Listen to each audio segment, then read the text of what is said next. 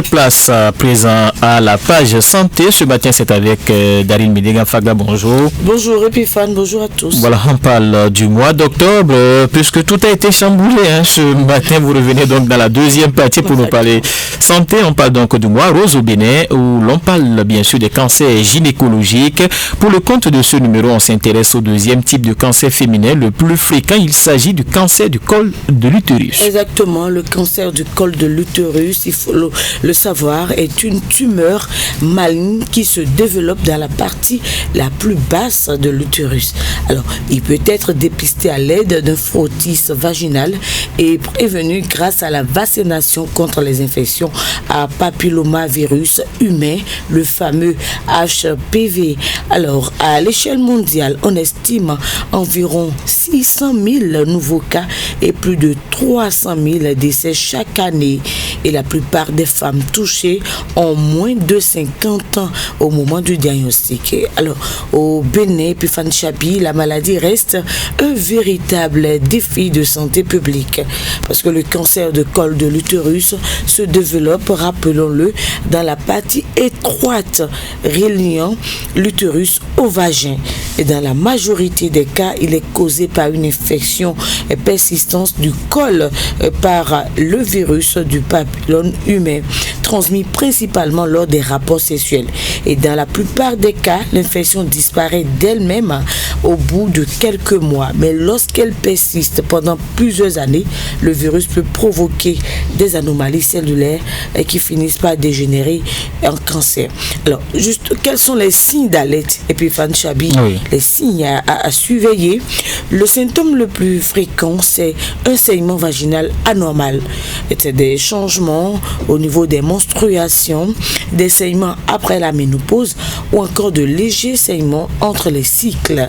Et la femme peut aussi observer des pertes vaginales inhabituelles, parfois nauséabondes, ressemblant à du pus ou teintées de sang. Et d'autres signes peuvent apparaître également, des douleurs pendant les rapports sexuels, les douleurs dans le bas-ventre, le bassin, le dos ou même les jambes, les difficultés ou douleurs au niveau de la miction, perte de poids, perte d'appétit, difficultés à respecter. Donc des symptômes qui doivent absolument alerter et motiver un dépistage sans attendre. Voilà, parlons maintenant des facteurs de risque du cancer du col de l'utérus. Alors le principal, c'est bien sûr l'infection à papillomavirus humain, HPV, transmise lors des rapports sexuels ou par contact peau à peau dans la région génitale, anale ou buccale.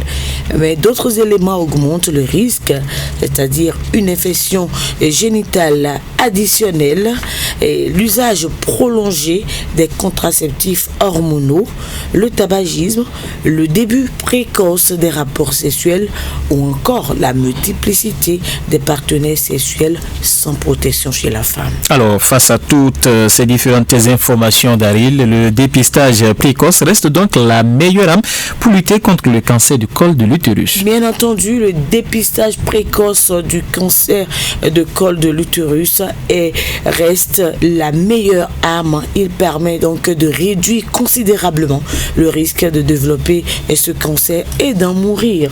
Le port du préservatif est également recommandé pour limiter un tant soit peu la transmission de ce virus. Et plus le cancer est détecté tôt, plus les chances de guérison sont élevées. Et bonne nouvelle, au Bénin, le dépistage est gratuit. Je dis bien le dépistage est gratuit au niveau des services de gynécologie des grands hôpitaux. Et durant tout ce mois d'octobre d'ailleurs, des centres mobiles de dépistage sont installés dans plusieurs villes pour encourager les femmes à se faire examiner, et le traitement se fait désormais sur place dans notre pays. Oui. En revanche, lorsque la maladie atteint un stade avancé, les complications peuvent être lourdes, c'est-à-dire l'écoulement vaginal anormal, fistule entre le vagin et le rectum ou gonflement des membres inférieurs. C'est pourquoi il est vital de ne jamais attendre les symptômes graves avant de consulter. Le cancer du col de l'utérus, Epiphane Chabi, n'est pas une fatalité. Avec la prévention, le dépistage et la vaccination, chaque femme peut se protéger.